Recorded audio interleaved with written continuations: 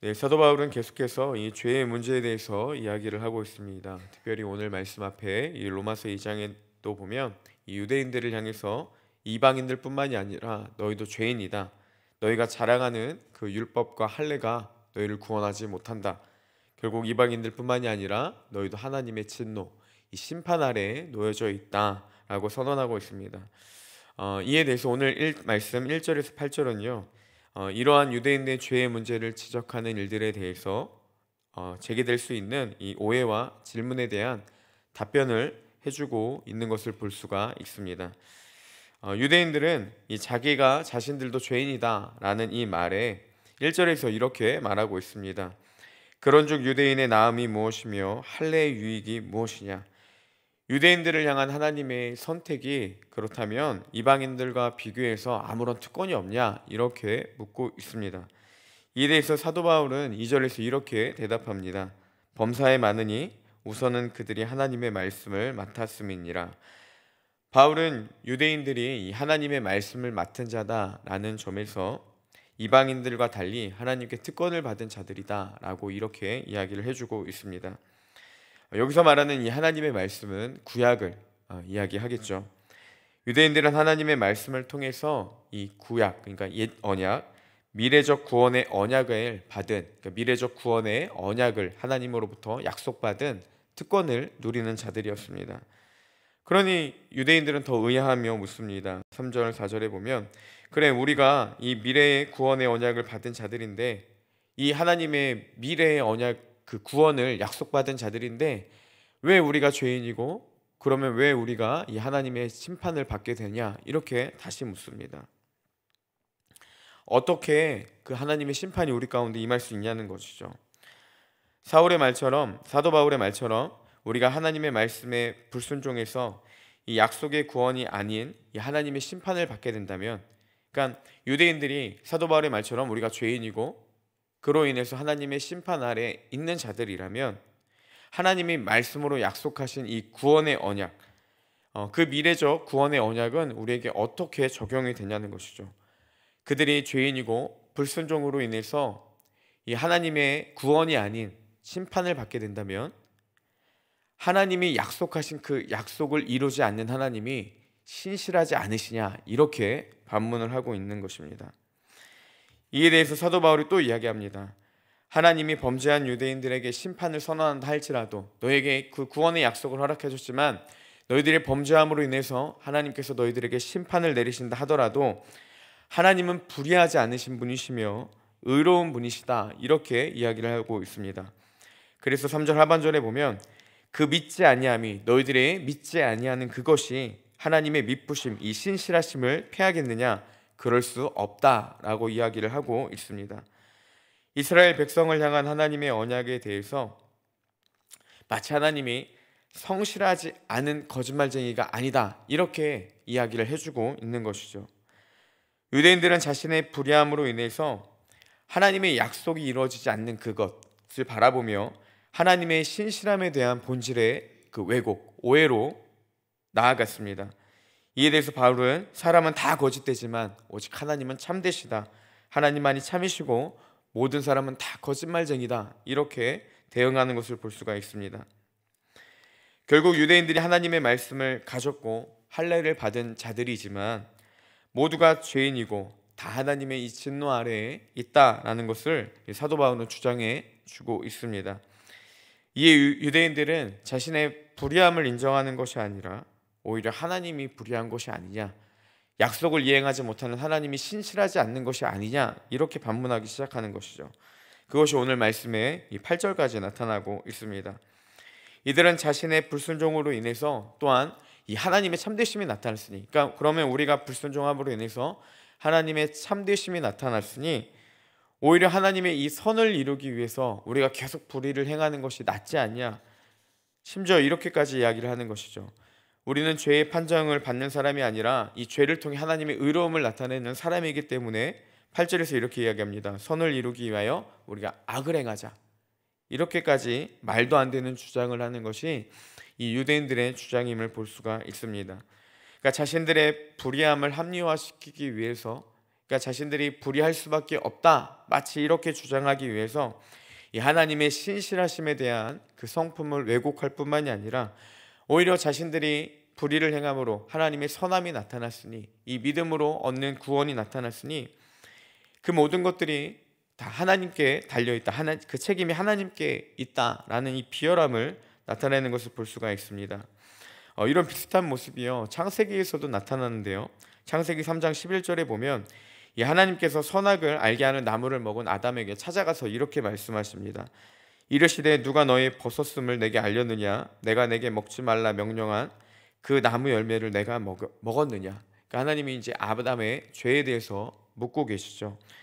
아담은 이 하나님의 물음에, 그러니까 네가 어떻게 그걸 먹었느냐라는 이 물음에요, 자신의 죄를 고백하고 자신의 잘못을 인정해야 했습니다. 하지만 오히려 그는 자신의 죄를 인정하는 것이 아니라요, 내가 이렇게밖에 할 수 없었습니다. 그러니까 자신의 죄를 합리화시키기 시작합니다. 12절에 이렇게 대답합니다. 아담이 이르되 하나님이 주셔서 나와 함께 있게 하신 여자, 그가 그 나무의 열매를 내게 주므로 내가 먹었나이다. 그러니까 아담이 뭐라고 이야기를 하냐면요, 내가 이것을 먹은 이유가 무엇이냐? 당신이 나에게 주신 여자가 내게 먹게 했다. 그러니까 하나님이 내게 주신 여자가 내게 먹게 해서 내가 먹었다. 이게 무슨 얘기입니까? 나는 잘못이 아니라 당신이 나에게 이 여자를 주었기 때문에 내가 죄를 범했다. 이렇게 자신의 죄를 인정하는 것이 아니라 오히려 자신의 죄가 하나님 때문이다 라고 이야기를 하는 것을 볼 수가 있습니다.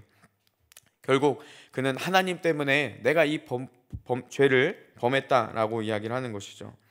하나님의 말씀을 어긴 자신의 문제를 인정하는 것이 아니라 하나님의 주신 여자 때문이라고 하면서 마치 자신은 아무런 잘못이 없는 것처럼, 그리고 자신의 잘못이 어쩔 수 없는 선택이라고 이야기를 하고 있는 것이죠.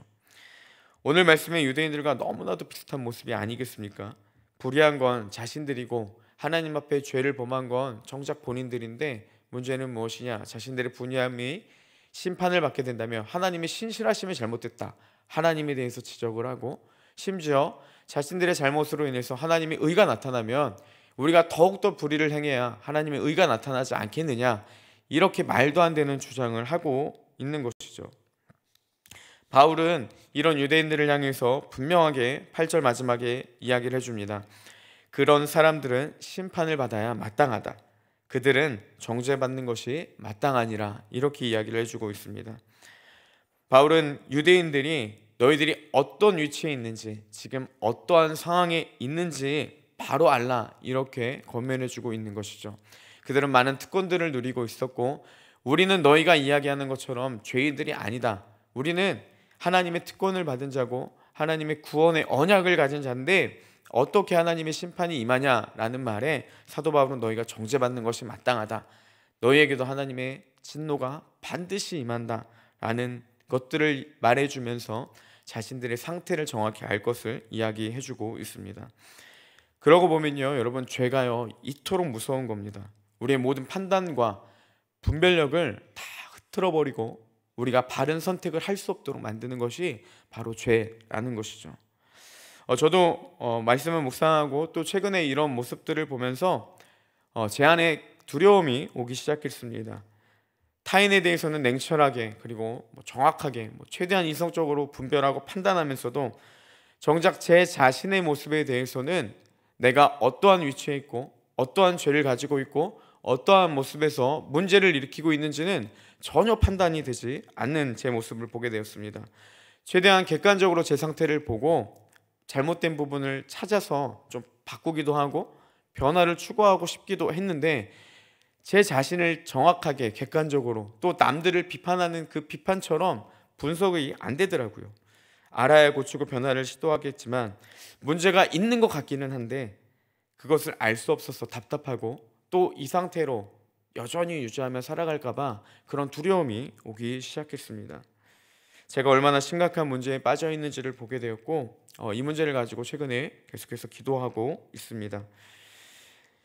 여러분, 자신의 악함은 보지 못하고 그것을 하나님의 탓으로 돌리며 하나님의 성품까지 왜곡하게 만들면서까지 자신들의 죄를 합리화시키려고 했던 유대인들, 정작 남들의 죄와 문제에 대해서는 냉철하게 비판하면서도 자신의 연약함 하나, 자신의 죄 하나 볼 수 없었던 저의 연약함까지 다 이런 모든 것들이 어디서부터 오는 것이겠습니까?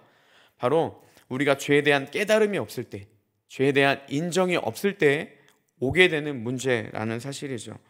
내 안에 죄를 보지 못하니 하나님에 대해서 왜곡하게 만들고 내 안에 의롭다는 착각이 이 죄를 깨닫지 못하는 것에서 바로 온다는 것입니다. 그러고 보면요, 여러분, 죄를 깨닫고 죄를 인정하는 것이 하나님 안에 엄청난 축복임을 우리가 알아야 한다는 사실입니다. 죄에 대해서 이야기를 다루는 것이 나를 향한 정죄의 소리로 듣고 잔소리로 그치고 여기는 것이 아니라요, 내 안에 죄를 볼 수 있는 것이 하나님 안의 은혜이고 축복이라는 사실입니다. 사도 바울이 로마서에서 계속 이야기하는 게 뭐겠습니까? 1장 17절까지는요, 내가 너에게 복음을 전하고 싶다. 왜냐하면 이 복음은 하나님의 의가 나타나서 믿음으로 믿음에 이르게 하는 능력이 된다라고 이야기합니다. 그리고 18절부터요, 이 복음에 대해서 8장에 걸쳐 구체적으로 설명을 해주고 있는데요, 이 복음의 시작을 무엇으로부터 이야기합니까? 너희들이 죄인이다 라는 것입니다. 1장 18절부터 계속해서 이야기하는 게, 오늘 말씀에까지 거쳐서 이야기하는 게 뭡니까? 이방인들 너희가 죄인이다. 유대인들 너희도 죄인이다. 너희가 아무리 그 특권을 가졌을다 할지라도 너희는 다 죄인이고 하나님의 진노 아래에 있다. 복음의 시작을 이렇게 시작하고 있다는 것입니다. 왜 너희가 죄인임을 먼저 알라, 이게 복음의 시작이겠습니까? 우리가 죄를 알게 될 때, 죄를 깨달아야만 예수 그리스도라는 분이 우리에게 복음으로 들려지기 때문입니다. 복음이 무엇이겠습니까? 복된 음성, 좋은 소식, 굿뉴스입니다. 세상에는 많은 복음들이 있습니다. 배고픈 자들에게는 먹을 것을 준다라는 게 복음이 될 수도 있고요, 성공을 꿈꾸는 자들에게는 그에 맞는 이야기들이 복음이 될 수도 있습니다. 취업을 갈망하는 자들에게는 대기업의 합격 소식이 복음으로 들려질 수도 있고, 주식을 하면서 성공을 꿈꾸는 자들에게는 주식 상향이 복음이 될 수도 있습니다. 하지만 이 모든 것들이요, 세상 가운데 진짜 복음은 되지 못한다라는 것이죠. 복음인 줄 알고 갔다가 때로는 그것들로 인해서 삶이 실패하는 사람들도 있고 삶이 무너지고 엉망이 되는 사람들도 있습니다. 한시적인 기쁜 소식은 우리에게 들려질지 몰라도 그것이 영원한 우리에게 좋은 소식은 될 수 없다는 것이죠. 성경은 이 모든 것이 복음이 아니라 진짜 복음이 이 땅 가운데 있다라는 것을 우리에게 전해주고 있습니다. 바로 예수 그리스도, 그분이 우리에게 진정한 이 땅의 복음이 되신다라는 것이죠. 예수님께서 우리 죄를 위해 죽으시고 부활하시고 또 마지막 때에 심판해 주러 오셔서 악인들은 심판하시지만 우리 예수 그리스도를 믿는 자들에게는 이 영원한 구원을 허락해 주신다는 것, 영원한 생명을 주신다는 게 죄인으로 죽음의 길을 걸어가고 있는 우리 인류를 향한 하나님의 메시지, 복음이 바로 예수 그리스도라는 것입니다. 이것이 이 땅에 진짜 복음이 되는 것이죠. 예수님은 이 복음으로 우리 가운데 임하셨습니다. 하지만 안타깝게도요, 예수 그리스도가 모든 사람들에게 복음은 아니라는 것입니다. 이 예수 그리스도가 어떤 자들에게 복음이겠습니까? 내가 죄인임을 깨닫는 자들, 내가 죄로 인해 죽을 수밖에 없는 상태에 있다라는 자신의 성찰을 느끼는 자들, 자신의 상태를 분명히 아는 자들에게 예수 그리스도의 오심이 은혜이고 축복이며 진짜 복음이 된다는 사실입니다. 반대로 죄를 우리가 알지 못한다면요, 예수 그리스도의 죽으심은 우리와 전혀 상관이 없는 죽음으로 밖에 다가오지 않는다는 것입니다. 결국 예수님이 우리에게 복음으로 다가오기 위해서는 가장 중요한 인식이 무엇으로부터 시작되겠습니까? 내가 죄인이라는 깨달음으로부터 온다라는 사실입니다. 내가 죄인임을 깨닫는 사람들에게는 예수 그리스도의 죽음과 부활이 복음으로 다가옵니다. 그래서 아무리 악한 세상을 살아가면서도 부당한 대우를 당할지라도, 신앙생활이 때로는 힘들고 고되고 어려울지라도 다시 이 땅 가운데 오셔서 우리가 반드시 옳다라는 것들을 증명해 주실 예수 그리스도의 다시 오심을 알고 믿기 때문에, 그분이 복음으로 다가오기 때문에 우리가 다시 힘을 얻고 나아갈 수 있게 되는 것입니다. 예수님 그 자체가 감격이고 사랑의 결정체이며 우리 가운데 하나님께서 허락하신 은혜이고 사랑의 확증이 되는 것입니다. 사도 바울은 로마서를 통해 우리에게 복음을 전해줍니다. 그런데 말 그대로 복음이 정말 좋은 소식처럼 보여지지는 않습니다. 왜냐하면 죄에 대한 문제를 먼저 이야기를 하고 너희가 똑바로 살아가는 것 같지만 너희가 뭔가 있는 것 같지만 실질적으로는 하나님의 진노 아래 있다. 이 무거운 이야기부터 시작하기 때문에 이것이 처음부터 좋은 소식으로 들려지지는 않습니다. 그렇지만 그럼에도 불구하고 사도 바울이 끊임없이 우리에게 먼저 죄인임을 인식시키는 이유가 뭐겠습니까? 이것을 알아야 예수 그리스도의 복음이 복음으로 들려지기 때문이라는 사실입니다. 여러분, 회개는 하나님의 은혜이며 축복입니다. 회개는 죄를 깨닫는 자만이 할 수 있는 하나님의 은혜이고 특권입니다. 하나님께로 또한 나아갈 수 있는 귀한 은혜의 통로가 됩니다. 날마다 우리의 삶 가운데 우리의 죄의 모습을 깨닫게 되는 하나님의 은혜가 있기를 축복합니다. 그때마다 더욱 하나님의 은혜를 깨닫고 나의 죄된 모습들을 발견할 때마다 예수 그리스도의 복음의 감격이 날마다 우리 가운데 넘쳐나서 유대인들과 같이 하나님에 대한 왜곡과 잘못이 있으면서도 다른 것들을 통해 합리화시키는 이 비열한 모습이 아니라 날마다 하나님 앞에 내 자신의 죄들을 깨닫고 고백하며 하나님의 말씀 가운데 살아가는, 그리고 복음의 감격을 깊이 경험하는 은혜가 우리 온사랑교회 안에 충만하기를 주님의 이름으로 축복합니다. 함께 기도하겠습니다.